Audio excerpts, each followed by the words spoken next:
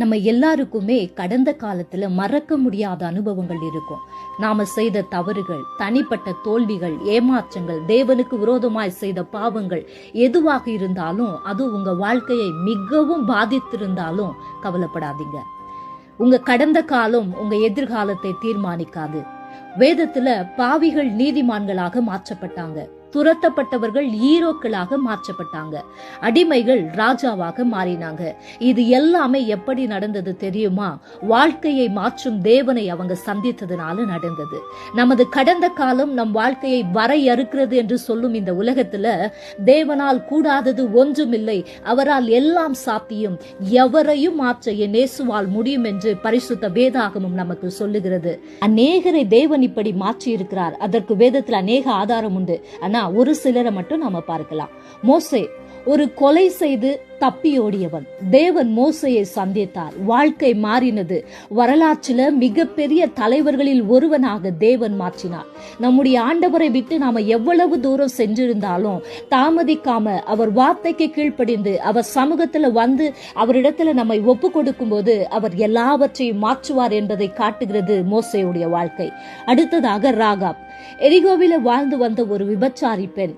தேவன் செய்த அற்புதங்களை அவள் பார்க்கல, கேள்விப்பட்டாள், தேவனை விசுவாசித்தாள். அவளுடைய விசுவாச செய்கையால் அவளுடைய குடும்பமும் அவளும் காப்பாற்றப்பட்டாங்க. நமது கடந்த காலம் எப்படி இருந்தாலும் மனம் திரும்பி கிறிஸ்துவிடம் வரும்போது பிரகாசமான எதிர்காலம் நிச்சயம் நமக்கு உண்டு என்பதை காட்டுகிறது ராகாப்புடைய வாழ்க்கை. அடுத்ததாக சிம்சோன் ஒரு நியாயாதிபதியாகவும் மிகுந்த பலமுள்ள மனிதனாகவும் இருந்தார்.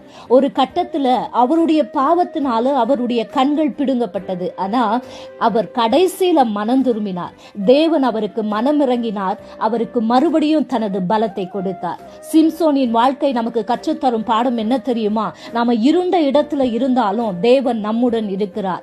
அவருடைய நோக்கங்களுக்காக மறுபடியும் தேவன் நம்மை எடுத்து பயன்படுத்துவார் என்பதை காட்டுகிறது. அடுத்ததாக சவுல், கிறிஸ்தவர்களை துன்புறுத்திய ஒரு வைராக்கியமான பரிசேயன். ஒரு நாள் இயேசு கிறிஸ்து அவரை சந்தித்தார். சவுல் பவுலாக மாறினார். உலகம் முழுவதும் நற்செய்தியை பரப்பினார். அப்போஸ்தலர்களில் ஒருவரானார். கர்த்தருடைய கிருபை எவரையும் மாற்றும் என்பதை சவுலின் வாழ்க்கை நமக்கு கற்றுக் கொடுக்கிறது. கடந்த காலம் என்பது ஒரு குறிப்பிடமாக மட்டும் உங்களுக்கு இருக்கட்டும், வசிப்பிடமாக இருக்கக்கூடாது. கடந்த கால அனுபவங்களை பாடங்களாக பயன்படுத்தி கொண்டு எதிர்காலத்துல கவனம் செலுத்துங்க. பைபிள்ல உள்ள மிகப்பெரிய உண்மைகளில ஒன்று, மோசமான சூழ்நிலைகளிலும் இருந்து கர்த்தர் நன்மையை கொண்டு வர முடியும். அவர் தீன்மைகளை நன்மையாக மாற்றுகிறவர். உங்களையும் மீட்டெடுப்பார். உங்களுக்கு ஒரு நல்ல சிறப்பான எதிர்காலத்தை அவர் அமைத்து தருவார்.